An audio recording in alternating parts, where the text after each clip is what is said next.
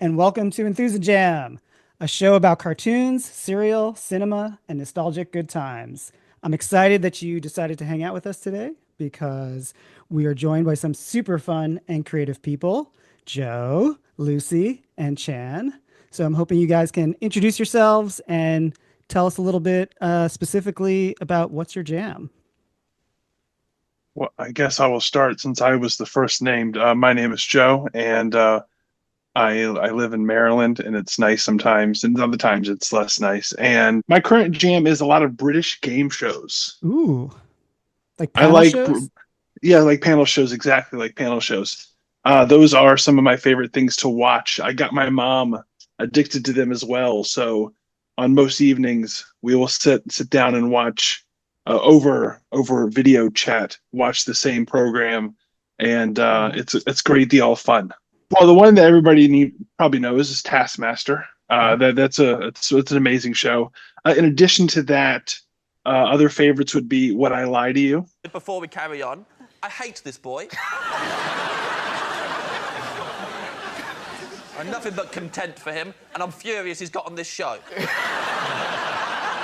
I love What I Lie to You. And 8 out of 10 cats does Countdown, which was a mixture of two different shows on the British network. A panel show where they talked about current events, and a trivia show that's been on the air for decades, or I guess a math and spelling show. Anyway, they merged them together, and it's one of my favorite things to watch.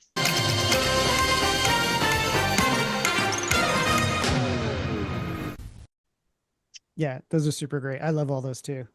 Have you watched Hypothetical? Yes, Hypothetical was a great show. I miss its existence. Yeah, I guess It I was guess yeah, wonderful. I never watched them in real time, so I don't know which ones are still airing or not. I watch them on YouTube like in a time capsule. Well, Um, I can help you if you ever want to find more. I have an extensive library. Hook me up. Jan, tell us a little bit about yourself and what's your jam? Okay, so I'm Chandra Free. I'm a comics creator, novelist, thingamabobby person. I'm best known for The God Machine. You can find me at Spooky Chan on most of anything, and you can find me on Patreon, Spooky Chan, if you're interested in what I'm doing. My jam. There we go. This side. Adventure Brothers is my big jam always. But right now, currently, I'm watching with my husband, Steve, a rewatch for me of Deep Space Nine. And it's the first time that Steve's ever seen Deep Space Nine, and it's just rekindling my love of all things Trek. How do you Used to watch be Next Generation and not Deep Space, or is all of it no, new? no. We watched Next Gen because he hadn't seen that, and he fell in love with that. And so he wasn't loving the beginning of Deep Space Nine, and now he's absolutely adoring it. I think we just got to season 4 where Worf shows up, so it's been a good rewatch. It's kind of that wholesome kind of 90s feeling that you get, like that Yeah. kind of like vibrations of good, clean, whatever, even though it's like they're about to go to war in this show. But there's something to be said about 90s Trek. It just feels warm. It feels inviting, like a good old blanket. So, but yeah, so right now my current jam is Star Trek, but always Venture Brown. That's a great. Always Venture Brown. Those are both great. Yeah, and Star Trek is so evergreen, so you can Yeah. watch it at any time, and it's still always good. And Lucy, tell us a little about yourself and what's your jam? I'm Lucy. I am a student radiographer slash X-ray tech slash healthcare administrator. Very casual artist. And I live in Brooklyn with my two cats. This one is Bubbles. He's very hungry right now. My jam is this Wegmans red raspberry organic seedless 50% less sugar. Well played. I knew Dave was going to love that. My actual jam right now, I have a few. I'd say currently in the middle of a Stardew Valley replay binge.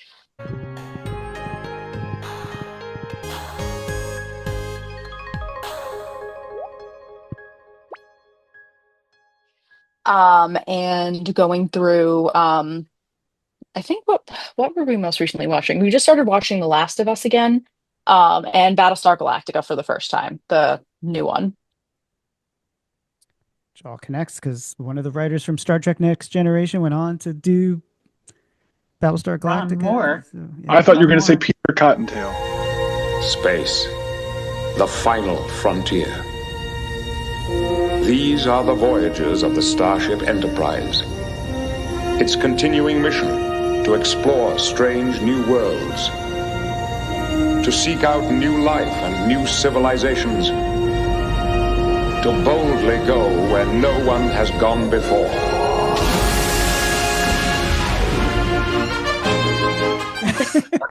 Wow. I That's mean, a Peter connection. Cottontail Tie went back it. in time to do Yes. Battlestar Maybe they got Galactica. some inspiration. We'll find out. Um, so my name is Dave Roman. I'm a cartoonist, and my jam is actually Christmas specials. People who know me know that I'm obsessed with Christmas specials. Have a super fondness for all things Rankin Bass, the stop motion, animagic ones. I've got my encyclopedia of all things Rankin Bass that I got. This is actually the Kickstarter version. I think this is the first book I ever kickstarted. Woohoo! Um, but when I was in college, I went to school for animation classes and I became obsessed with the lesser known Christmas specials. And specifically around that time, they would have the 25 days of Christmas marathons. I think it was on like the Family Channel or something like that. And that's where I discovered my personal favorites, Jack Frost and the life and adventures of Santa Claus. How shall I begin this story of the life and adventures of Santa Claus? At the beginning, Master Woodsman. Yes, the beginning. Which, if you guys don't know, the more Christmas specials Rankin Bass made, the weirder they got. And I actually have like a box of DVDs and VHSs and would throw parties and like encourage people to like pick, the most random, weirdest, Christmas specials you can. So that's always been my jam.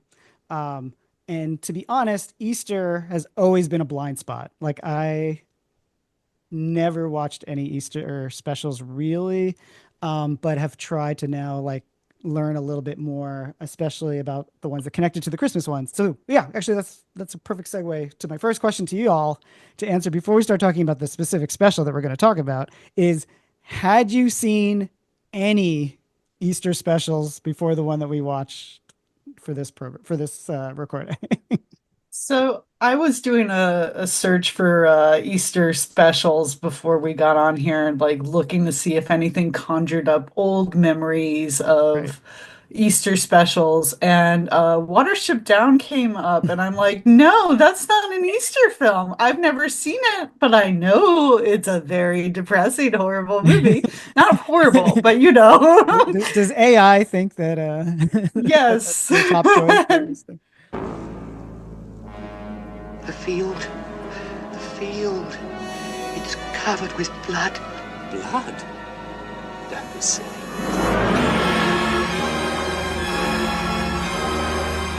I He have has a the blood of blank spot. Christ and the bunnies. I have a blank spot for Easter specials myself, and I was really hoping the internet would fill in the blanks, but apparently I just don't know. I can't remember any. How about the rest of y'all? Did you guys watch any Easter specials growing up as a kid? No, I found the Wikipedia page about Easter specials and Easter episodes, and I'm sure I've seen many Easter episodes of TV shows, but I don't recall seeing a single one of these specials that's listed there. Wow. I would not think there would be an Easter special for anything, just because it doesn't, I don't think, lend itself to a special format, as evidenced by the show that I watched. And I, Wait, what do you mean? I- Like, why? What do you mean? Like, what do you think doesn't lend itself? there's not a lot of story to the child version of Easter. There is an Easter bunny, and that's pretty much the end of the story. He gives out Right. eggs or he hides eggs. It's not like there's a Right. lot of extra lore packed into the seams here. It's just eggs and a bunny.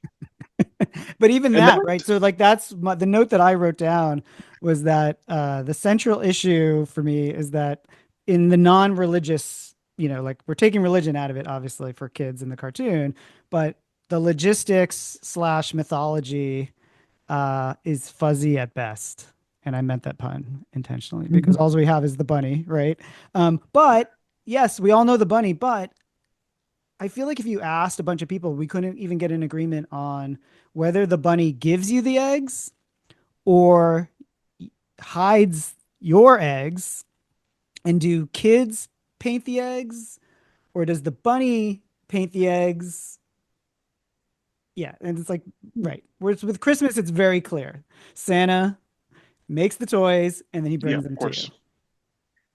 Question. I just had a memory, and I think it's a faulty memory maybe, but was there some kind of 70s, 80s Easter bunny thing that had kind of like disco in it? Oh, yes. Oh my God. Yes. There's a movie, a Yeah, roller skating superhero bunny.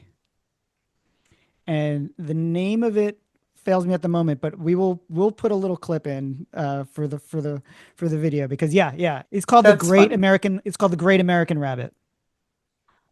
That. See the American Rabbit and you support the March of Dimes in its fight against birth defects. Now show it. Good callback. Good callback, man. That's a good one. If you guys have never seen that, that is another wild movie worth a watch. So the only one I remembered was it's the Easter Beagle Charlie Brown, which is like in the hierarchy of Charlie Brown specials. It's like, Charlie Brown Halloween, Charlie Brown Christmas, Charlie Brown Arbor Day. It's Flash Beagle Charlie Brown, the Mayflower Voyagers Charlie Brown, Arbor Day, whatever, and then Easter. Now you listed Arbor Day twice, and Did that's I? how Yeah. So they low. made two of them. That's how low the Easter special ranks for you. Yeah, there's two Arbor Day specials. There's three Christmas specials, by the way, maybe four. Um, And they only did one Easter because they got it right the first time. right. Ooh, it's William Taft Appreciation Day, Charlie Brown, my favorite. Right. To be fair, as much as I'm kind of dunking on it, there's some cute moments. There's some good moments. Seeing Snoopy delivering eggs as the Easter Beagle.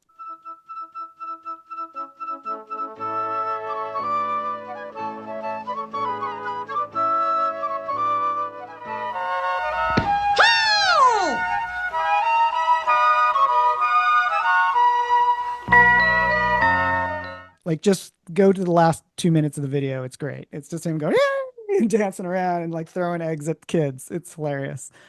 All right, but today we are going to talk about what I found was to be the top when I looked for Easter specials. This was the one that was like the top of the list, but I had never seen it. I had seen little clips, but it turns out that there's actually two Rankin Bass stop motion Easter specials. So it's very easy to get them confused. But the one that we watched is called, well, I've been calling it, Oh No, Here Comes Peter Cottontail, trying to give away those leftover eggs. And it was released in 1971. There actually was a sequel, by the way, in 2005, a computer animated sequel called Here Comes Peter Cottontail, the movie. In Peter Cottontail, the movie, the new one, Peter Cottontail is now the chief Easter Bunny. What? Irontail returns in league with a new villain named Jackie Frost. And if you don't know, it's obviously based on a song, Here Comes Peter Cottontail, which we all probably grew up hearing. Everybody probably knows that song. The song was composed in 1949 by Steve Nelson and Jack Rollins, who also wrote Frosty the Snowman. So it totally I was going to bring that up too. Yeah, it totally makes sense that Rankin Bass would want to make a special effect because they'll take any song they can, like any Christmas song, they would turn it into a special with loose connections to the original song.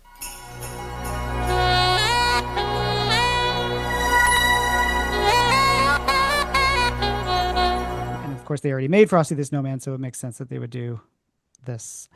All right. So before we give our opinions, I wanted to start this show off with a little section called Top Comments. To the top.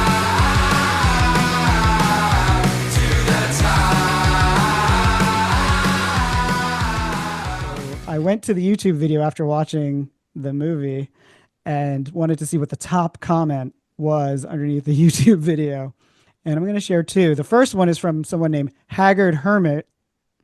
So a month ago, Mr. Haggard Hermit, assuming gender there, they say, I am a 6'1", 350-pound, bearded, grumpy old man, and I do not give a crap. This is one of my favorite movies of all time. I watch it like 30 times a year. Oh, no. Laughing face, laughing face, laughing face. Wow, Amazing. that's impressive. 30 times a year. That's a lot. That's like, there's only 12 months. So that means like he's watching it multiple times a month. And then the second comment was from someone named Brendan Bauer. This is from a year ago, though. And they say, they need to put these movies on again. They are classics. Maybe the world would be better again. That's a lot of power for Peter. What? Yeah. Lucy, Yeah. agree? Disagree? The How do world you feel? rests on one rabbit. Would you reply to these comments? What do you? I mean, I might. I'm very impressed with our 6'1" bearded man watching it multiple times. Clearly, that movie has a very special place in his heart. Self-described Um, grumpy old man. yeah, grumpy. Clearly, that's what brings him down a notch on the grumpy scale. Um, I don't know. I mean, I feel like Rankin Bass movies do make everything better. They're very strange, but also very, very sincere, which is something you've said a few times, I feel like. Um, just very like Did I say heartfelt in a did I way. say sincere or did I say fever dream I ish? think you said sincere and strange, but also fever dream. Definitely a little fever dream, Yeah, it's but a mix. It's a mix. Come on, what's the joke? Let me in on it. What's so funny? There's no joke. I'm a wicked Halloween witch. Say there's no rule says a witch can't have a Halloween egg. Here, you may have my first. For me? A present? Oh, I must tell the whole weirdo community. All the ghosts, witches, werewolves, everybody. They'll be so happy to receive Halloween eggs. Nobody ever thinks to treat the tricksters. We'll talk a little bit about the story. But I was just curious, like, did anybody have any like specifically positive reactions to get out of the, like, or negative reaction? Like, what was your, I would just want to know like what your instant reaction is.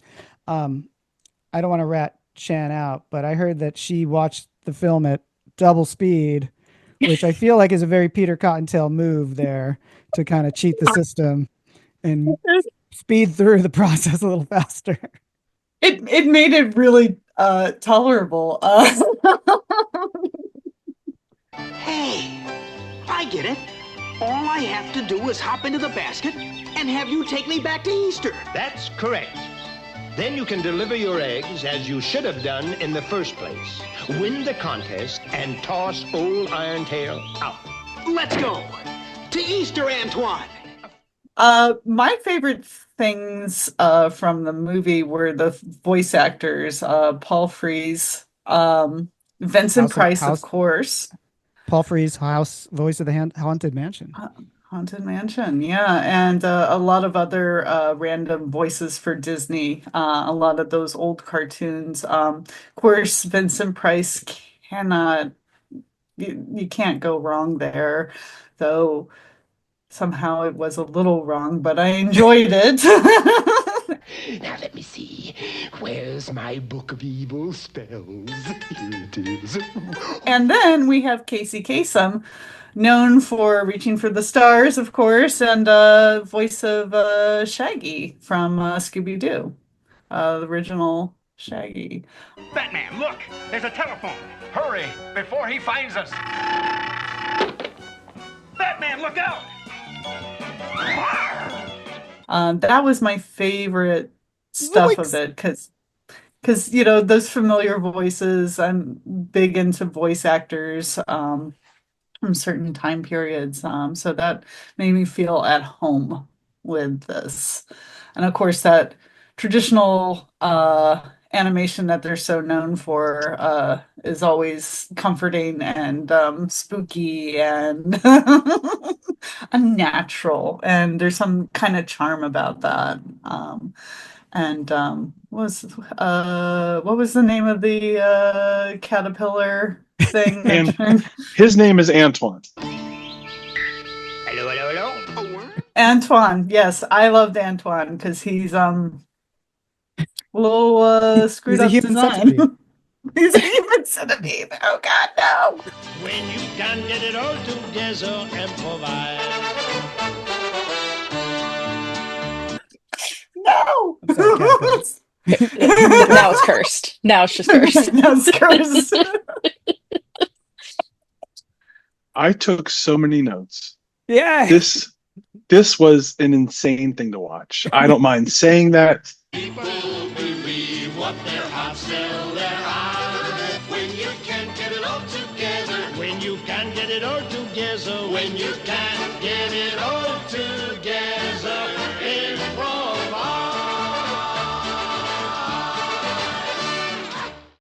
It makes no sense.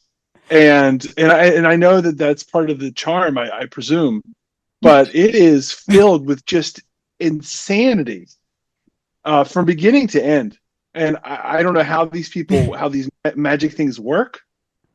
I don't know what's worth mentioning. I will say that what is this contest to become Chief Easter Bunny? Because we see Chief Easter Bunny, which by the name was Colonel Wellington B. Bunny. Yeah. He's looking through headshots like he's casting a movie. Of course, it was his sworn duty to appoint a worthy successor. No, it's out of the question. And I couldn't. Wait! Peter Cottontail. Just a moment. Now, here's a likely candidate. I really don't think Cottontail's your man, sir. I made a note that he was swiping on Tinder.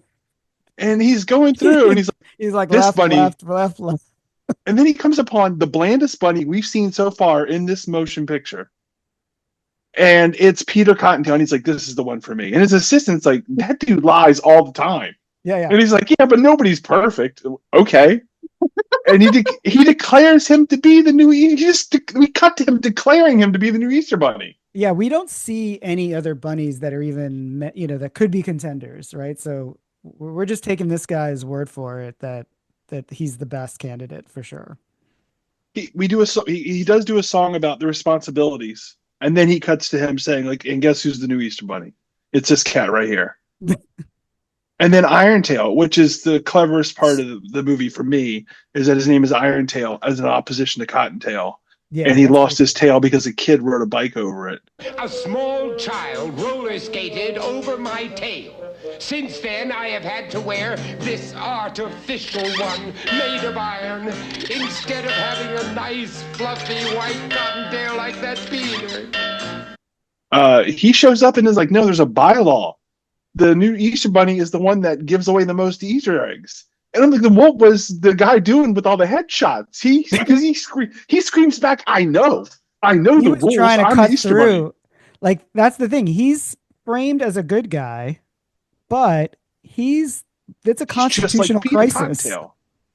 Yeah, and then Irontail's he's not even breaking the rules. He's like, look.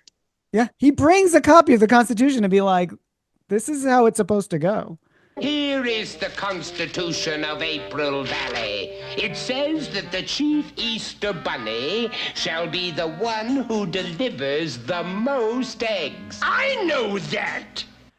And he gets like the Colonel Wellington. Yeah, he gets very defensive. He's like, oh. He yells at him. He's like, I know the rules. I'm the boss. Yeah. And then Peter Cottontail, in like his first moment of something that you could admire, says, I will take this contest up. And I'm like, is it really a new contest or is it about what you've already done? But he also comes across like he just thinks he can beat him. Like he's just like, oh, this is going to be easy, so it's fine. Like he's like, this is not even an issue because he's writing Irontail off from the get. But he should have. We see that that's true. Can I ask you a quick question? Well, because before we get too much further into the story, did you feel that Colonel Wellington represented Britain and Great Britain And Peter represents the American breaking away from Britain and forming their own country. Because I feel like uh, Colonel Walding had this like real British, like aristocracy vibe, and like his voice and the way he talked.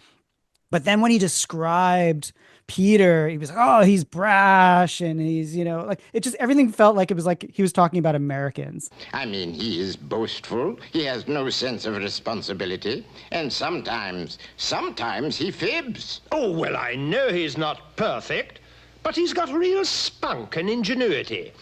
Reminds me of me when I was his age. And Casey Kasem is the most American voice you could possibly get, so he sort of represents like these upstart nation. So it's like, the UK kind of coming to terms with like the next generation is like America's going to take over on the global stage. Or is that just me? Yes. I mean, there is a brashness and exceptionalism to Peter Cottontail that I can see applying to America. Yeah. But I did not pick up on that thread myself. No, and also I was thinking about how American the whole entire thing is in a lot of ways, because we have things like the 4th of July as one of the holidays and just kind of how we celebrate things. This is an outrageous situation!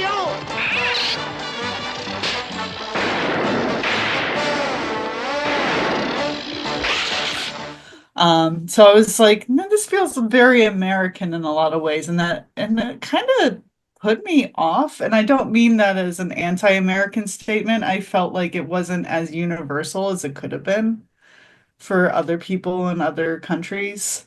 To be fair, I don't even know like how Easter is celebrated in other countries. So that's true too. I work at a place that'll go unnamed because no one stalked me, okay?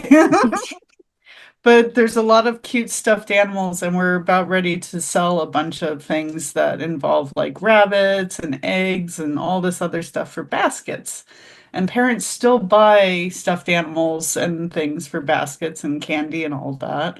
And I know that my husband's family still does a Easter egg hunt for the kids where they put money in the eggs and other little trinkets and whatnot. The little plastic eggs.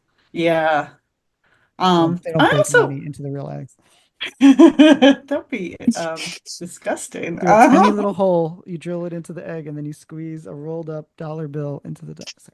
Not with the prices of eggs these days. Right. Not in this economy. I was wondering about that. How are kids celebrating with dying eggs and stuff like that? Are we just forgoing that this year? That's a good question. Good question. What is Easter? What is Easter? We need to commission a study with real children about how they're celebrating Easter. And is it with this special? Right. Yeah. I guess everyone's just going to have to watch this free special on YouTube. There are eggs that need collecting, and hens who are expecting. In spring, the Easter bunny never sleeps. So this takes place back in time, undetermined time period, where eggs are not, there's plenty of eggs because they get them from the chicks. I think they specifically mention that the chicks are making the eggs specifically for the Easter Bunny operation. And in this continuity mythology, there's a whole operation. It's a whole team of bunnies. And I guess the Easter Bunny is like the boss. So sort of like the elves, I guess, but they're all of the same race. Well, they're all described as Easter bunnies. There's just happens to be that's the way they're described. And there just happens to be a chief Easter bunny. Right. In the montage when the chief or the colonel is showing off the different responsibilities, we see bunnies compiling eggs that have been decorated into baskets, and then we cut to them doing the same thing, but instead of eggs, it's now flowers. They're making flower baskets as well. Oh, yeah, and I thought, why are they doing that? What were flowers part of their purview? When did that happen with the Easter bunnies? They also had the rabbits, the chiseling the chocolate and those. Yes, they did. Yes, they did. They were artists. They were artisans, right? Yeah, they were. In fact, there was Milk Chocolate Angelo and Leonardo da Bittersweet. I like that. Yeah, Works for me. that's a really good name, Leonardo da Bittersweet. Yeah, but I like, so they sing a song called, this is like, I guess like the first song kicks in. Oh, well, we skipped over the fact that there's a narrator. All Rankin Bass specials do have a narrator. Some more, thought more fondly than others. And this one is actually Danny Kaye. I never saw the sun shine so bright, never saw things going so right. Noticing the days hurrying by when you're in love, my how they fly. Because I've watched White Christmas a million times, and he is like the co-star of that movie. But I feel like Danny Kaye is like one of those actors that was like really, really big, but for whatever reason has kind of just become forgotten through, unless you're like a big Turner Classic Movies fan. What else was he in? I mean, he was in Hans Christian Andersen, the movie. Okay. He was in an episode of The Cosby Show where he played a dentist, like a very memorable episode of The Cosby Show. Ladies and gentlemen, Miss Piggy and Danny Kaye.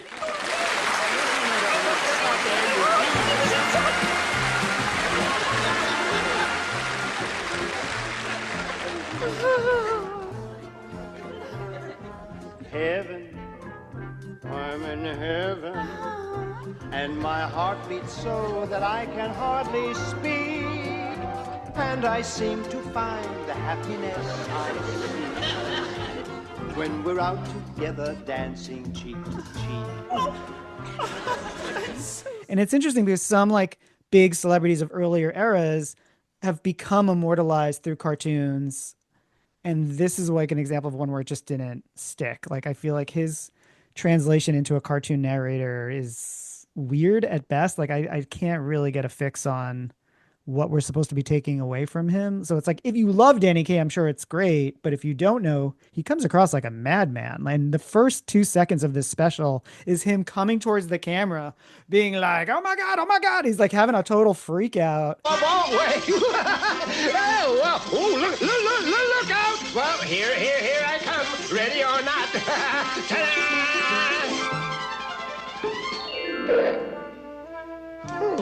May I introduce myself? I am Seymour S. Sassafras and Company. And he's just like yelling. And then it's like, oh, hello, I'm the narrator. Let me tell you a story. And he does that thing where it's like Dora the Explorer, where they're just like, he's like talking to the audience. He's like, what? You don't know about Easter? Let me tell you about it. As I wrote in my notes, he comes off like a slick talking con man. I do not trust Seymour S. Sassafras. Yep. Yeah, he's a peddler and a magician, but he makes colors, which I think that's fine. Like, I don't have a problem with that. I think it's all just in his personality, and I feel like the jokes just don't land when don't land. They don't land at the speed turned up half the step either. Jan, it is. I would like torture you by forcing you to watch it at the regular speed, because one of the things that he was already insane when I saw him at regular speed, and then Steve told me, hey, why don't you try and put it in a higher speed, and he is more cracked out on a higher speed.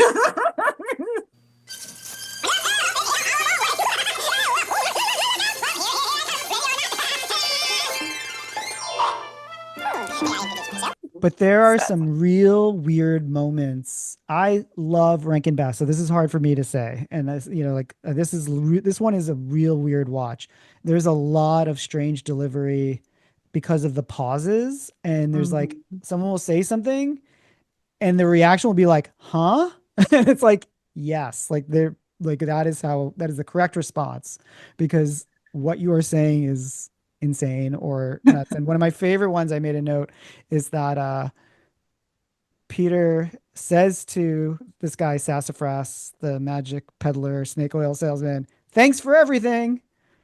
And his response is, "But I didn't give you everything."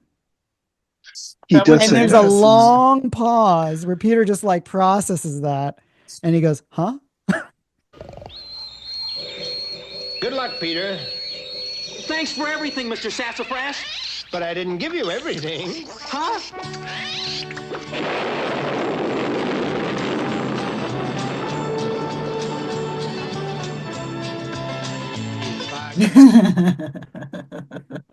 There was another bit. So Peter fails at his attempt to become we haven't mentioned that he fails to become the Easter Bunny. Right. He goes up partying. Why does he fail, Joe? He parties too hard. Too hard. Peter was so sure he'd win the next day that instead of getting lots of sleep, he had a big party with all his friends. He gets home. He sets his alarm clock, which is a clock beneath a live chicken. Special technology. He sets it for 5. I've got to get up on time tomorrow. 5:30, Ben. Remember? 5:30 a.m. But he's going to bed after 12:15 a.m. That's not going to work. I see that. And then Irontail puts bubblegum in the chicken so he can't squawk. And then Peter proceeds, apparently, to sleep an entire day. Yeah, the whole day. Which is is a little bit late the whole day. That's a level of lethargy I did not expect even from this slacker. But my point is, when he wakes up and he goes trudging through the mud to still deliver eggs, even though there is no point to delivering eggs at this point. And he says something like he's gonna make this up if it's the last thing he does. Then we cut to Seymour S. Sassafras, the narrator, being the narrator. He says the exact same thing, but in a mocking tone, making fun of Peter Cottontail. And I thought, man, that's just really mean. Sassafras is so mean. I'll make it up if it's the last thing I do. Oh, and that's just what Peter vowed. Remember? Yeah, he does that through the whole special. He keeps every time there's a commercial break, it cuts back to Sassafras repeating the previous line, but in a very sort of like condescending way. He puts the sass in Sassafras. Yeah, he does put the sass. That's a good point. Maybe I should be more that forgiving. Is why. It's right there. It's on the label. Probably like inherent to his DNA. Still sassy. He must sass everything. His family line of sassafrassing. We what learned I love that is the reason why Irontail wins. So like Irontail's not even good at his job. He's delivering it's because eggs nobody likes him. Yeah, he's delivering eggs while Peter's asleep. Can't find anyone who wants his eggs, so he gives one to a sleeping hobo. Yep. And then it's like one, and they're like, "Yep, that's good enough." You're the Easter altruistic.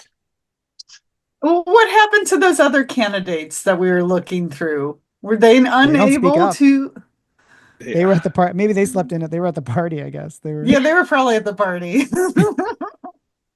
I like that when we cut to Irontail doing his acceptance speech, and it's now raining it's all raining. Gloomy. It's so gloomy, and that's when I noticed Peter's still not there. He's still sleeping because you see the Colonel, but you don't see Peter, and everybody's very sad because, as the Colonel put it, if he's in charge, he'll do terrible things to April Valley.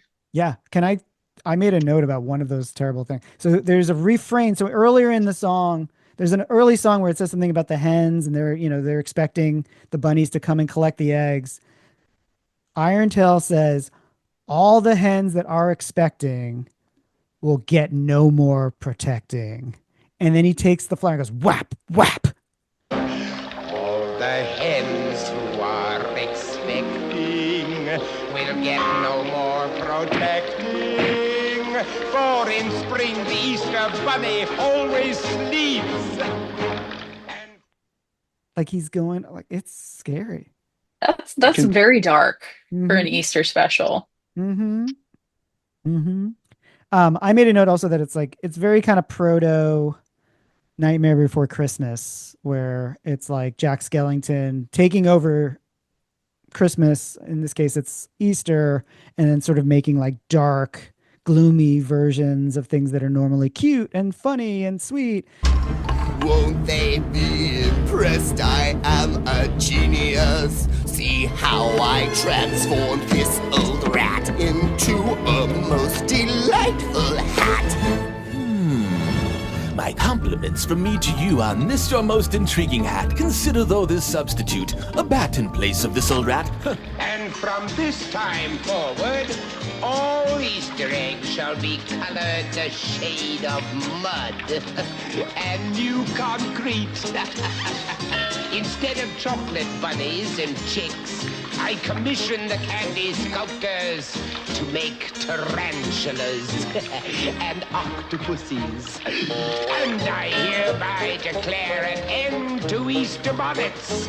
From now on, there will only be Easter galoshes. I need lots. And now it's like, let's, instead of chocolate bunnies, it's chocolate spiders and octopuses and It's also combat curious boots. that you say that the fact that Jack Skellington tries to like make Christmas his own and puts a twist on it. Like, Peter is trying to do something very similar. He's trying to bring Easter to other holidays. Oh, right. Yeah. And is hugely unsuccessful at doing that because who wants boiled eggs every point of the year like on a day of chocolate for Valentine's and all that good stuff. Like the fact that, can we skip to him being successful? The fact that he gets to do the thing he was supposed to do on Easter for St. Patrick's Day seems really weird to me because it's Sure, and 'tis me hisself, the Blarney Bunny. Get your Paddy's Day shamrock eggs right here. Free for the asking they are, and as green as the Emerald Isle all the way through. And that, for once, is no fib.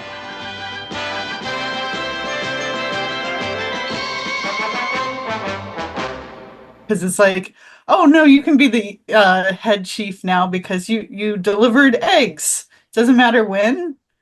Sure, St. Patrick's Day. Let's go. Eggs, pots of gold, same thing. Yeah. Just for Rainbows. clarity, just so people know, the reason why the bunny is able to do this is because he's given a time machine / like some sort of time machine car that's like something out of Chitty Chitty Bang Bang. So it allows him to jump from holiday to holiday ahead of, ahead of time, speed up time and arrive there with his Easter eggs, trying to pass them off to different holidays. And I guess the first one is Mother's Day. The second one is the 4th of July. And then it's Halloween. Did we think? Thanksgiving. Christmas, which they can't not have Christmas because you got to have a Santa Claus cameo and a Rankin Bass special. And then, like Chan said, they end up on St. Patrick's Day, which I agree is totally weird. And it's because he tries to paint the eggs appropriately to the season, and he ends up painting green eggs. No. That's not what happens here. First of all, the time machine's called the Yestermorrow Mobile. There we go. Secondly, what happens is he goes to the time machine begins malfunctioning immediately because Iron-Tail has a bat. This is one of my favorite things about the movie / confounding things. He has a bat that messes up the wiring. And so the whole sends it the bat. So in a rocket. So they go into a time travel. The bunny goes into a time traveling car. I'm going back in time. I'm going back in time. I'm going back in time. And he's watching that happen. The evil villain's watching that happen. So he sends his spider sidekick through an egg telescope. Right. They're watching it through an egg telescope, and then he shoots a rocket to catch up with him in the time vortex, I guess, so that he can sabotage the time machine in. I forgot all about Sassafras's silly time machine. Well, I'll put a creepy crimp in their pathetic plans. Now you understand my plans? Now catch up with them, and by all means, play dirty!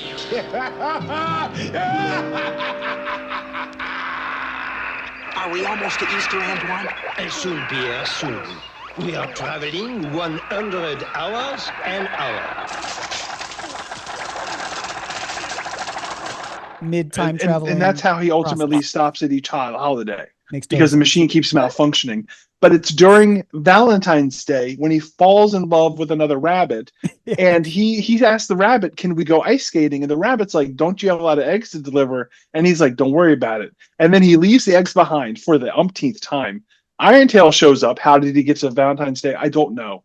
He says, that's why I had to stop by all the holidays. He then curses them with a spell to turn them green.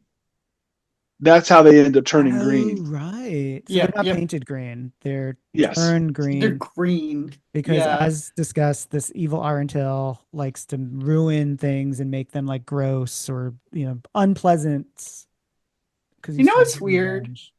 I mean, besides the whole entire thing, Wait, something's weird.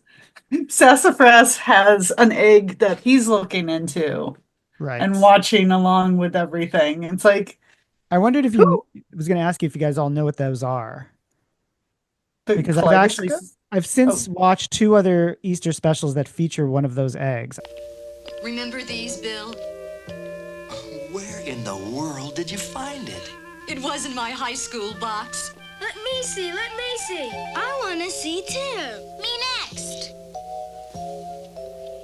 It's the Easter Bunny. What's he doing? He's hiding eggs.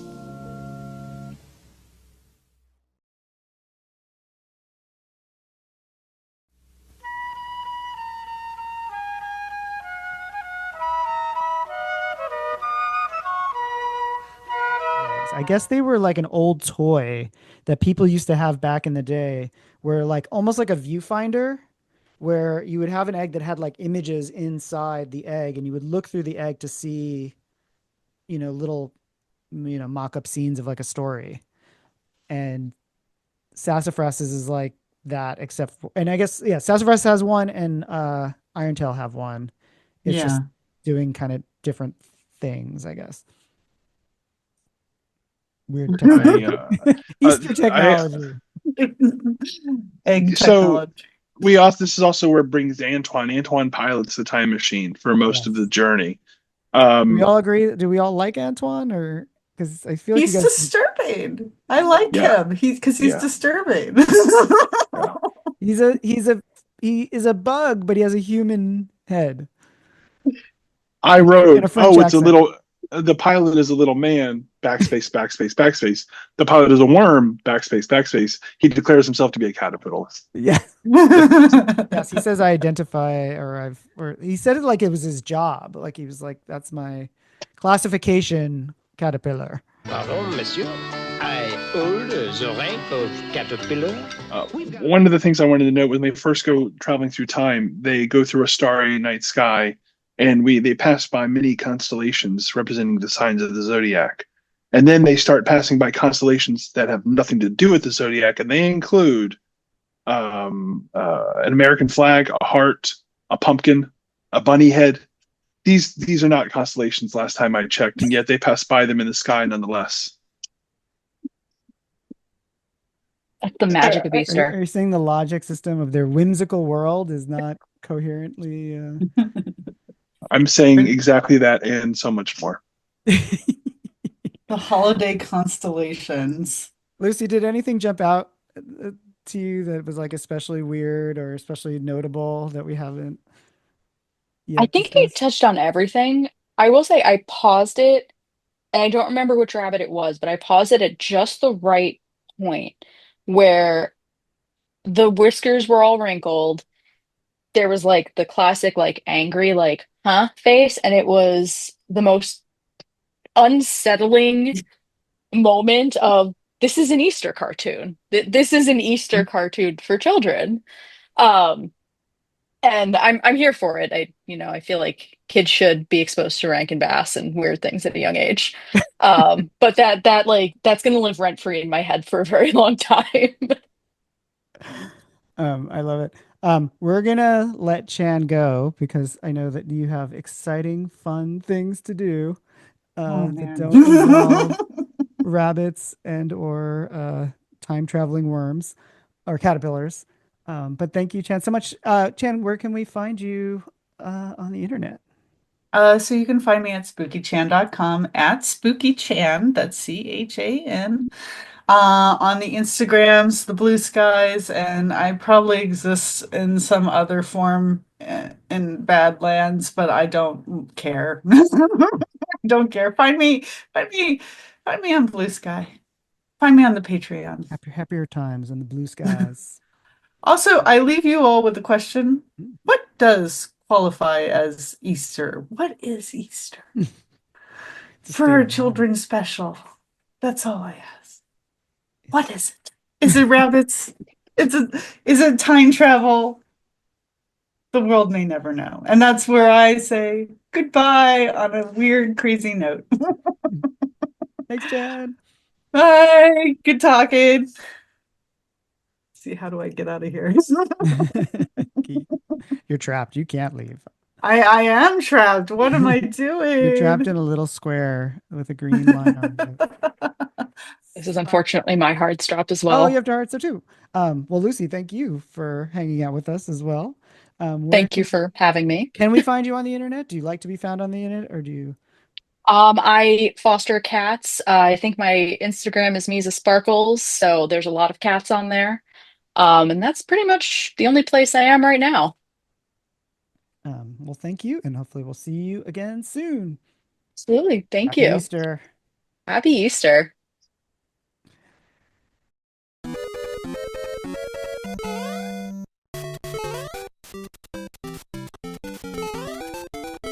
Then there were two.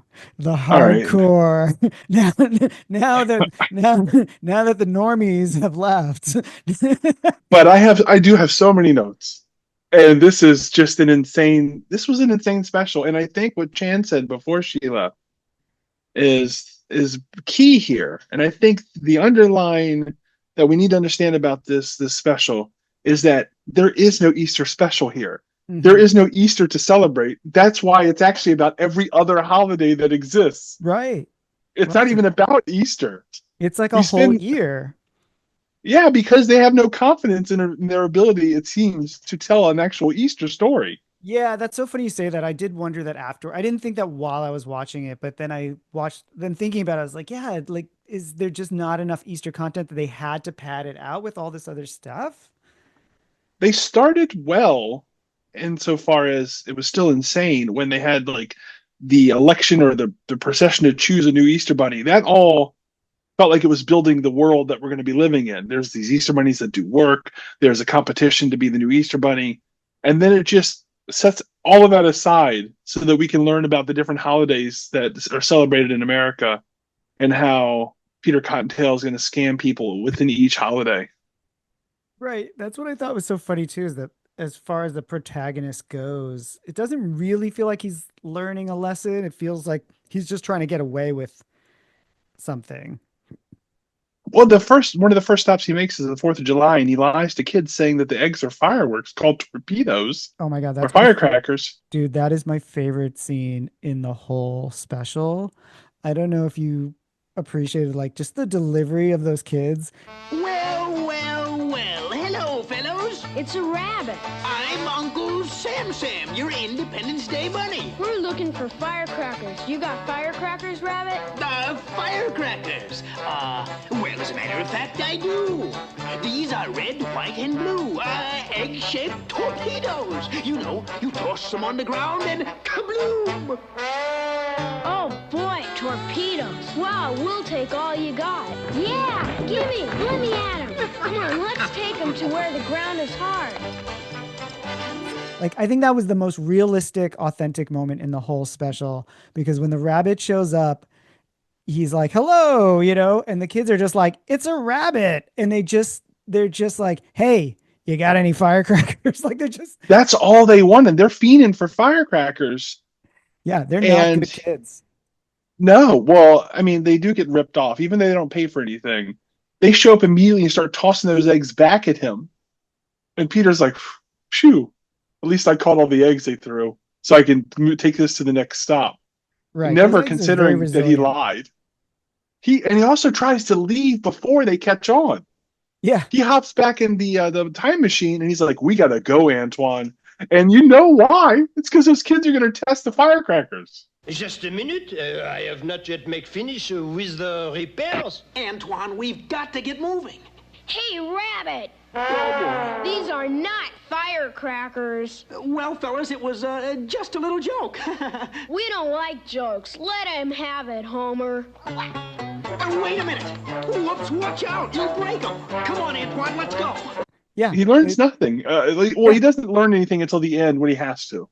And I guess it makes sense because, he was given this time traveling car from a snake oil salesman, right? So Yes. in a way, he's just following in his footsteps and trying to pull one over on people and, get his money and then run, do what he's got to do. But I just think it's so funny that like the whole premise of the special is loopholes. Like, how can we get around these random rules, which all are arbitrary to begin with?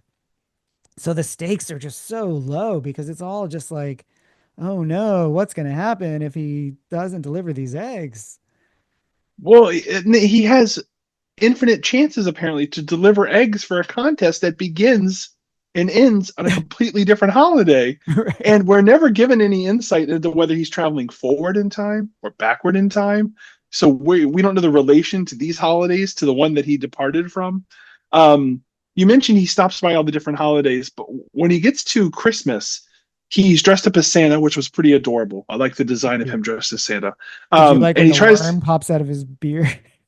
I mean, and so as much as I can like anything with that, with the caterpillar just in his facial hair, but nobody's around, I guess, because it's too late on Christmas. But then he sees a store. He is crying in a store, and the reason I mention this is because we're then introduced to a new character, which is Bonnie the Bonnet, a character that is a hat.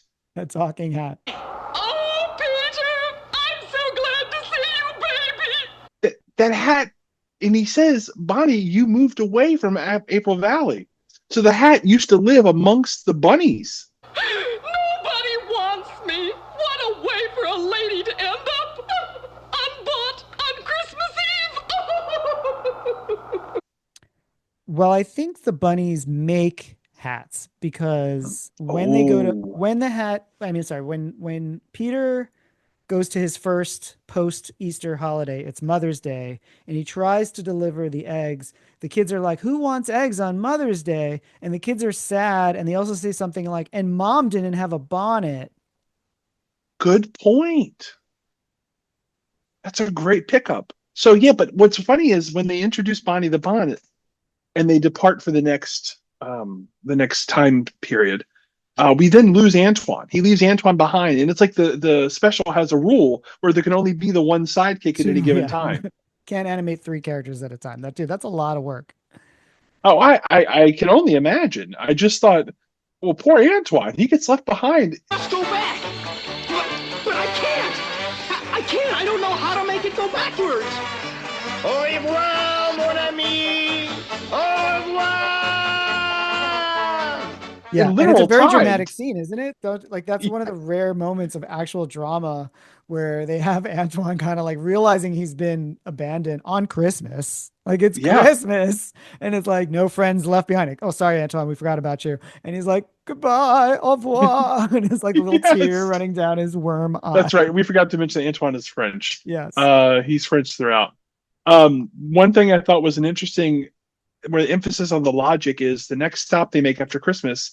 We see that Peter Cottontail is now dressed up in a tuxedo, and he's going to try to do something for New Year's to make New Year's eggs out of the same batch of eggs, but he can't figure out how to stop the time machine.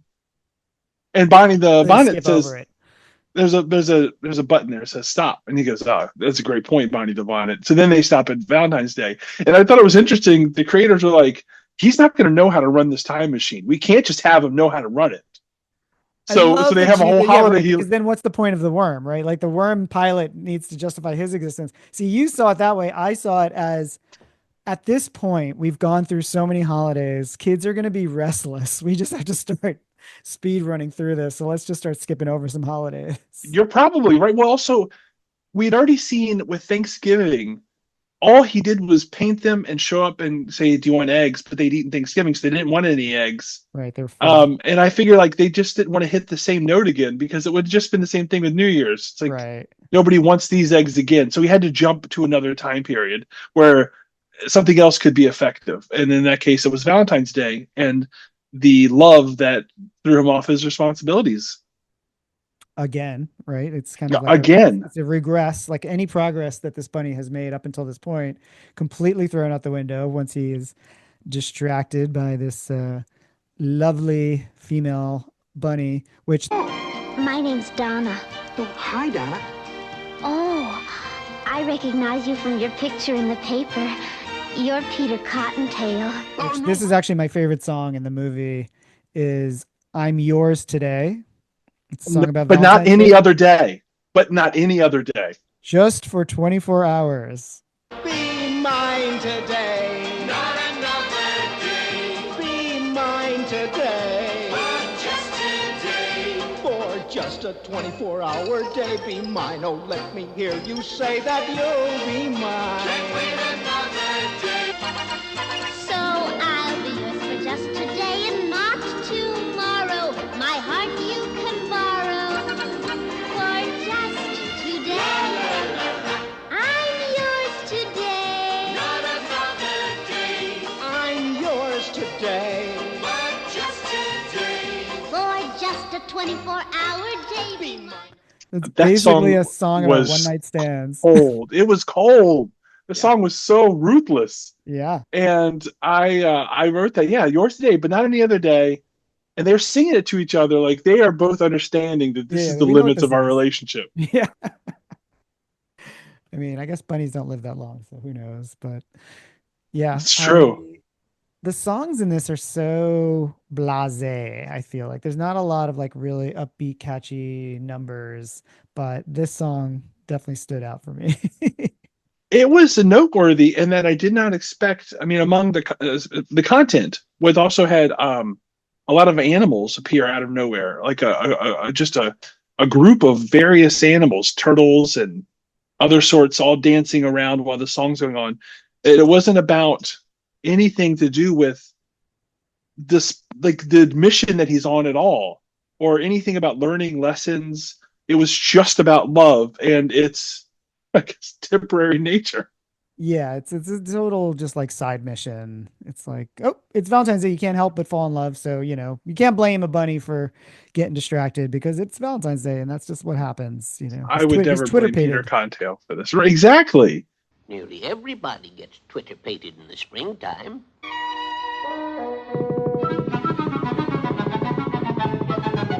Exactly. I mean, that's what bunnies are known for. And it's like, I can't, he can't fight his natural urges. But then that's when Irontail curses the eggs and puts a spell on him to turn him green. And he still tries to give away the eggs to the Valentine's Day goers. And even his love for the day is like, no, I don't want your green egg. I don't want anything to do with this green egg. Just like, no. yeah, I made a note that was like, if this was made today, he could pass them off as avocados, but nobody was eating avocados in 1970. So I like that they made a point to say that when Irontail used magic to turn them green, they specifically said inside and out. yeah, When none of the rejections thus far have anything to do with what the inside of the egg looks like, but they're like, Right. that's how green they are. He's Yeah. turning green inside and out. yeah. I just actually remember there was wondered if a they were gonna do a green eggs and ham reference, just because every now and then when these Rankin Bass specials, they'll like it's mostly based on one story, but then there's sometimes where they'll just like put one extra little like, oh, let's throw this other little fairy tale or this other little children's book story into the mix just to convolute things even more.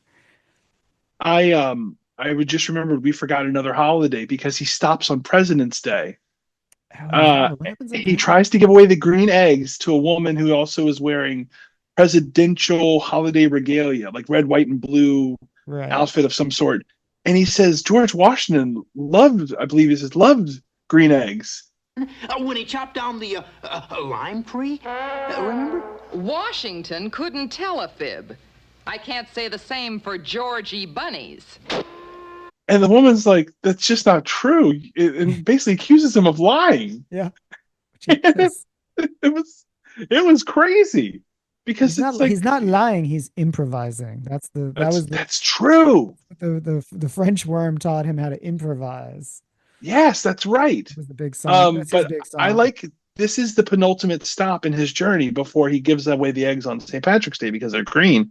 And at this point, he's still rampantly lying to people. Yep. Or improvising, as the worm might say. And it's up until the very end. It's not like he slowly becomes better right at his lessons. No, until the very end. And it's only after that when he's stuck with these green eggs.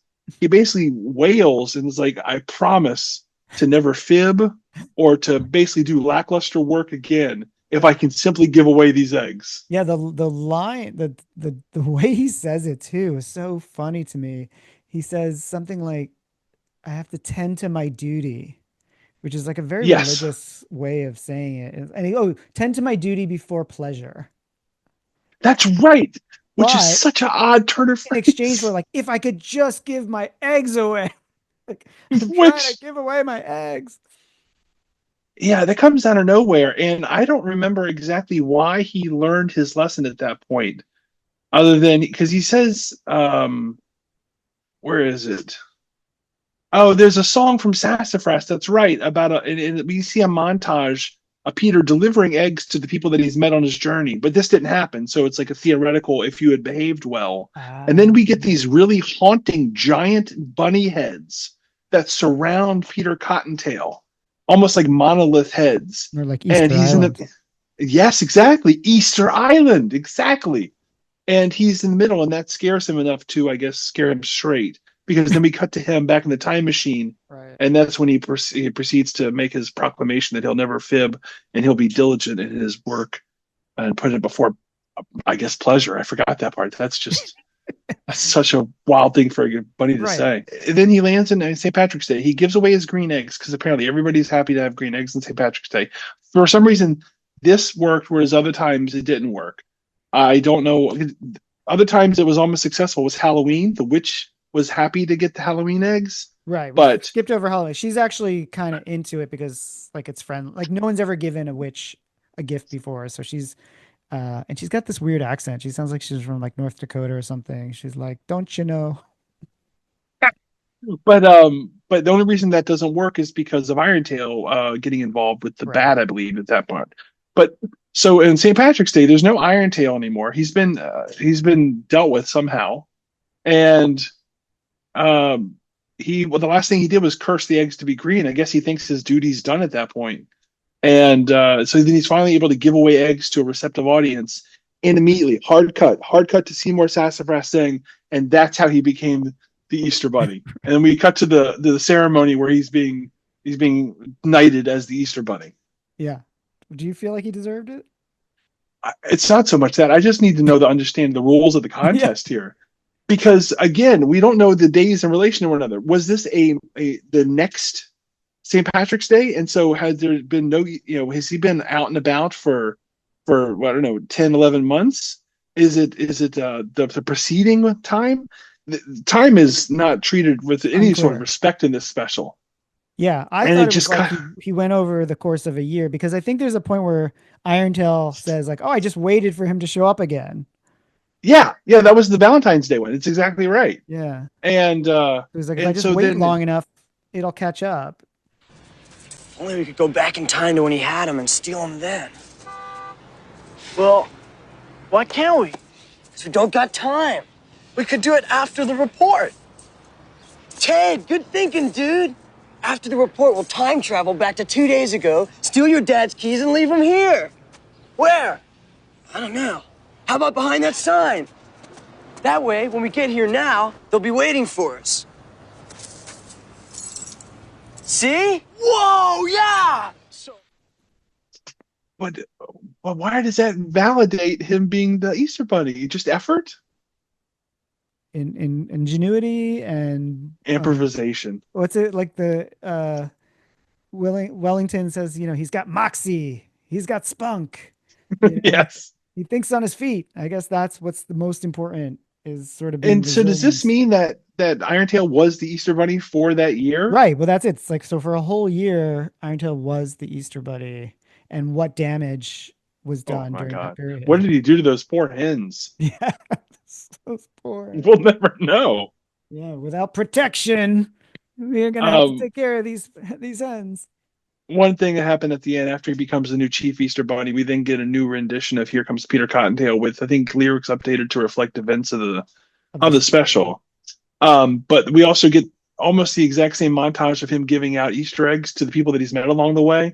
But I guess this time when we're seeing it, we're supposed to assume it's really happening. Like he's giving eggs to Santa, he's giving eggs to the witches, and then at the end, almost the last thing we see is Antoine returns, After having been abandoned at Christmas, he returns, but he's different. He's no longer Antoine the caterpillar. Oh yes, He's thematic. the Antoine. He's Right. Antoine the butterfly. Yes. Do you think that was symbolism? I think that was, in fact, uh, possibly symbolism. I didn't consider that at the time. It was just weird. He looked so weird with these big butterfly wings. The only thing looked weirder than him is when there's the one song and there's a girl caterpillar who, if you've ever seen Santa Claus is Coming to Town, it looks like Santa Claus's wife when she's younger. Like before she's got the white hair, she's got red hair. But it's like her, it looks like someone took the puppet of her head and put it on a caterpillar body. Yes. Today is not the end. It's only the beginning. When you can get it all together and provide. Yes. There's a whole musical number where there's like multiple caterpillars, and there's a scene where Antoine lays on his chest, like lays flat down, and then the female caterpillar crawls on top of him, and it just looks weird. I made a note about that. It was such a weird song. They were crawling on each other throughout the entirety of the song, and I did not know what I was supposed to be taking from that song. I don't remember anything that was said. Once I saw the two caterpillars crawling on each other, I didn't know what was happening anymore. And this wasn't the Valentine's Day song. It's just nature. It is. You know what? I shouldn't be so It's the judgmental. natural world. I shouldn't be so judgmental. They had to put a little What did song you in there. think about this? You've seen so many of these specials. You'd never seen this one.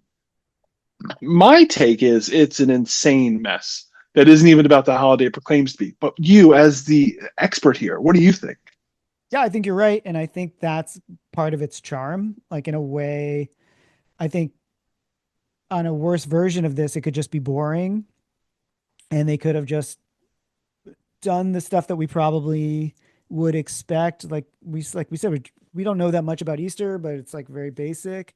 I like to give them credit that they always go a little wild with these ideas. And I didn't think this one had as much of a mythological feeling, because I think that's one of the things I use to justify some of the weirder story elements of the other Rankin Bass specials, is that I always feel like they're kind of pulling from that sort of Greek mythology logic, that it's like, this is how these things came to be. So we're coming up with these really weird explanations in the way that like ancient cultures would, explain that these gods, took a bite out of the sun and that created this.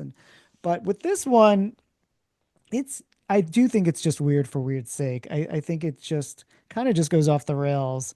And I think that's the best thing about it. But I feel bad that it is a hard watch. I think it's a slog. I don't think it's a hard film to recommend for sure. Oh. I did, as soon as I suggested it, when I watched, I suggested it and that we talk about it. And then I watched it and I was like, oh no, people are going to be mad at me for making them watch this. I can say that I'm not mad. I took so many notes that I was kept busy throughout its runtime. Yeah. Because there was just so much insane stuff. I back things up. I'd watch them a second time.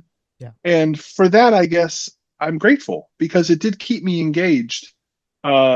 Even I'll though definitely enjoy it was more in weird. retrospect. Like, I think thinking about it is more fun than actually sitting and watching it, because of the slow pace. And I think the other thing that we didn't talk too much about is like some of the songs, like I said, they're not that catchy, but they're also very mature. Like, a lot of the Yes. songs are written from a very adult perspective. A lot of songs about nostalgia. There's that song where it's like, oh, if I could go back in time and change, I'd be a different kind of man. I'd say different things. I would do things differently. I could only get back to yesterday. Oh, the different things I do and say. I'd be a different man if I had a second chance. Wouldn't you? I'd make a special. I think if you're a kid watching that, it's like, what are you talking about? Well, yeah, a kid's not going to have any regrets to that level to have that sort of sense of wanting. It's not for what's the kid going to get out of that? Yeah. Can I Yeah, go ahead. Um, so I saw at the end credits that this was based on a book, and that Ooh, very much intrigued me because a lot of these specials are usually just like there's a song and they just like, it's like freewheeling association from, the song lyrics. But in this case, there's actually source material.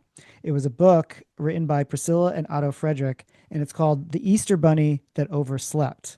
And if you don't mind, I'm going to read you the please. summary, and you tell me how you think, like what changed. Okay. Like where did they what did the adaptation process bring to this? Okay. So it says, one spring morning, the Easter bunny skips merrily along to deliver his colorful hand-painted eggs. But the children tell him that it's Mother's Day, which can only mean one thing. He slept through Easter. Nobody wants eggs on Mother's Day or on the 4th of July, and especially not on Halloween. Children will sympathize with the little bunny's plight and cheer when Santa finds the perfect gift to help. A golden watch that makes sure, or a golden alarm clock making sure the bunny will never sleep through Easter again.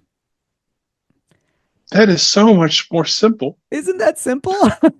It's very straightforward. There's no time machines. There's no evil rabbits. There's no love story side plot. No. I do like how even in this tale of Peter Cottontail the Rabbit, we go back to Santa's the OG. Santa's the one that we Yeah. all got to deal with. Yeah, He's the yeah. one that can make a real magic happen. Yeah. I admit that I am such a sucker for Christmas that when Santa does show up in these, I'm actually excited. It is like an Avengers moment for me where it's like, yay, Santa's here. Like now stuff's He gonna happen. Like Santa gets he things looked done. I thought he looked really cool in this. He had a really cool design. Maybe because he's one of the only humanoid characters it's in the special. And I liked that he also took care of Iron Tail and the Bat, and it's one of his last attempts to steal. It was actually it was when he stole the eggs when he's meeting Bonnie the Bonnet. He just crashes his sleigh into the Bat and basically kidnaps Iron Tail and the Bat with him in his sleigh, and he drops the basket of eggs back off to Peter Cottontail to proceed on his adventure. He made an appearance. I like that he knew Peter Cottontail's name because he's like, "Hey, Santa." He's like, "Hey, what's up, Peter?" I liked that because of course he does. And then he saves the day again later on when he's like, "Iron Tail, stop that stuff." It was great. Santa's the hero in this story as well. Yeah. He's like a superhero. I love it. You know what, you mentioned the hat, the talking hat, the talking bonnet. I noticed too that so like the bonnet's in a store and he basically like trades the store owner some eggs, some Christmas eggs, so he can take the hat with him because he feels bad. Like, oh, the hat shouldn't stay in a store at Christmas. But then he leaves Antoine, so it's like completely ironic. But also, he doesn't just take the hat, and he could have done like a Super Mario Galaxy thing where like then he wears the bonnet.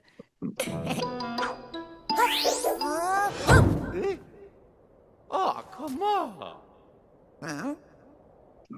But no, he takes the hat and the mannequin bust so that the bust can go in the back seat of the time traveling car with the hat on it. Oh, Peter, you've just about run out of holidays. And it's all my fault. If I didn't go to that party in the first place, I wouldn't have overslept. And if I didn't tell so many fibs, lots of people would have taken my eggs. One thing you've forgotten is that he steals the hat. He doesn't even pay for it. So he offers to buy the hat. Because the evil because Iron Tail stole the eggs, right? Because he got the eggs outside for reasons. Because he's Peter Cottontail and he's bad at his job. So he's in there. He's like, "I'll buy that hat off you." And she goes, "How do you have money?" And he goes, "I have money." And then they have this thing where he has a telltale sign when he's lying, where one of his ears sags, and one of his ears sags. The Pinocchio. And he's like, "Okay, I don't really have money, but I do have Christmas eggs." And the woman, for whatever reason, is all about the Christmas eggs. She's into it. Yeah, and she's that sounds she's the great. First person to just like have a genuine like, oh, those look pretty cool. This is great. And then Iron Tail takes the eggs, and then we cut to Peter dashing out of the store with Bonnie the Bonnet in tow. He didn't pay for the hat. he stole the hat. And then he left Antoine behind, which is just, it's a hardcore behavior right there. A new friend, deal with it. It's like you said, he can only have one friend at a time. So Apparently so. trade one for the other. Only one of you can come along on this time traveling adventure. And the hat's OG. She's from the she's from back on the block, in Exactly. Easterville. So I don't know where this worm comes from. So well, the word comes from the snake oil salesman. So you mentioned that they build the bonnets that the rabbits do. yeah, I Does think that in mean the they early part give them life? well, that's a total surprise, I think, because in the montage they show them painting the eggs. The bunnies paint the eggs. They chisel the chocolate into cool artistic shapes, and then they're sewing the bonnets. There are bonnets that need sewing and gardens that need hoeing. Some chocolate chicks have broken out in peace. But I don't remember if the bonnets were alive in that. At what point the bonnets gain sentience? Sentience, yeah. That's a tall order for these bunnies, man. Yeah, or unless only to the people of Easterville, or I think it's called April Valley. April Valley. Maybe only the people in April Valley they see them as alive, and to the human world they're just hats. Yeah, that woman the woman who owned the hat shop was very dismissive of the hat. Yeah. She's like, I want to buy the hat, and she goes, why would you ever want to buy that hat? Like, this hat is a terrible hat. You're selling it. And you put them at the front of the store. Yeah. You're luring customers in with your out of season fashion. Now, one of the things you mentioned earlier was that the Rankin Bass specials get progressively wackier, either the more times they revisit a holiday like Christmas or just later in their existence. Chronologically, do you know where this falls in their run of specials? Was it in the later? Would that explain why it's just so weird? I would say it's in the middle. Okay. Because if you figure, I think the first one was in the 50s, and then some of them were in the 60s and early 70s. So this is I think we said 70, 71. So, yeah, I think you said 71. Yeah. So it's not the latest one. So they made 2 Easter specials after this. This is the first of 3. The ones that they did after this, there's the first Easter bunny, which is actually, or the first Easter rabbit, which is basically like a remake of the Velveteen Rabbit. But how about that rabbit who comes every Easter day? There's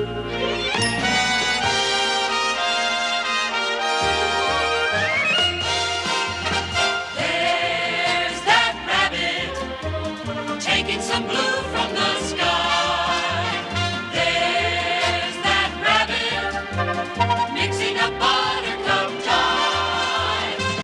And this was the special they did after Santa Claus is coming to town. Which is funny because the other Easter special that they did is actually a sequel to Santa Claus is Coming to Town, because it's the same narrator from Santa Claus is Coming to Town explaining the origin of Easter, totally negating everything that we saw in this movie. So you want to know all about the Easter Bunny, huh? Well, I'll just set the throttle on remote control. Are you an orphan too? Just like us. Aw, poor little thing. What do we call him? Do you have a name? He sure likes the sun. That's it. We'll call him Sunny. Sunny. They start from scratch. It's a whole new rabbit. Wonderful. It's a whole new mythology. It's a whole new world. It's not as weird as this one. Yeah, this looks like it's about the 9th special that they did, and there's a great deal more afterward. Yep. So the one that this one is the most in common with is actually Rudolph's Shiny New Year, because in that one they use a similar plot line where Rudolph and Baby New Year, Rudolph is chasing Baby New Year across a year's worth of time, but instead of getting into a time traveling car, they travel by whale to the archipelago of last years. Did you ever see that one? No. Yeah, so I'm looking at this list. time I hop. barely cracked any of Each these. year of time, after a year is over, it forms into like a landmass. So you can actually go there and revisit everything that happened over the course of a year as long as you're on that island. It's wild. And that's the thing, like these specials are all little bananas. They all get really crazy. They're very creative. Romeo Mueller, who wrote all of them, I would love to have talked to him about where, where they get all the, because they're basically like I said, they're creating mythology. They're creating weird mythologies for things. And it's never a straight line. It's always this sort of like bananas, weird stuff. I think you made a really good point that a lot of their specials, at least the ones that I remember, um, they are talking about the origins of something. Like this is how this tradition came to be, or this. Right. But in this one, we're in the middle of something that already exists. It's a factory that's already running. Right, exactly. Bunny's doing eggs. Bunny's doing hats and baskets of flowers. Right. So maybe in theory, this one takes place like generations after the Easter Bunny is coming to town, because the Easter Bunny coming to town does explain the origins of Easter. Well, I was thinking more just maybe it's less effective because it's not about the origins of something. It's just about a mid adventure that takes place during. To tie it all back to where we started, one of the problems with the Easter Bunny is coming to town is it uses the same trope as Santa Claus is coming to town, where, oh my God, Fred Astaire is the narrator, and in Santa Claus is coming to town, it opens with like, "Hey, did you ever wonder where Santa Claus came from, and why do kids write letters to Santa, and where did he get his red suit, and why does he hang out with elves?" Well, I'll explain all that stuff, and here's and now this is explaining, and I'm the mailman, and the reason why I'm your narrator is because we get lots of letters. Kids are always asking all these questions. Easter special starts out exactly the same way, same mailman narrator, but it works off this assumption that kids write questions asking about the Easter Bunny and that kids love Easter as much as Christmas, but they don't. And as a result, so much of the Easter Bunny's coming to town is trying to explain stuff that for the most part, no one's really asking questions about. And people just don't have that much love and nostalgia and curiosity about. So, and they did 3 Easter specials in like 6 years. Because it's a lot of Easter. Money. Yeah, they were running the holiday racket. He'd usually show up on holidays, and if it was Christmas, he'd take all the kids' toys. If it was, say, Halloween, he'd take their pumpkins. And if it was somebody's birthday, he'd take the cake. Yes, sir. Oh my God, we got through it. We got through a whole year of holidays. Joe, Lynn, Dave, last 2 people standing. But I want to thank Chan and Lucy, who were here earlier with us talking about, what is this one called? This one's called Peter Cottontail. Here comes Peter Cottontail. Here comes Peter Cottontail, not to be confused with the Easter Bunny is coming to town. But if you get them mixed up in your head like I do, it makes sense because there's a lot of weird stuff in both of them. But Joe, thank you so much for hanging out and talking about holiday specials. Joe, where can we find you? Oh, I want to give a plug. If you guys don't know, Joe and I did a crossover episode of his podcast. Joe watches 60 Christmas. How is it? Joe watches 60. You got it. Yes. Joe watches 60 Christmas movies in 60 days. There are 4 complete seasons of that available, which yes is 240 Christmas movies. And you guest appeared in the most recent season where we watched Hot Frosty, which was also a crazy adventure, but for many different reasons.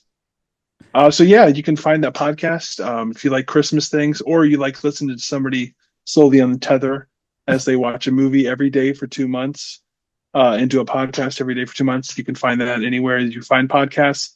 And also, I help out with the comic convention, the Small Press Expo.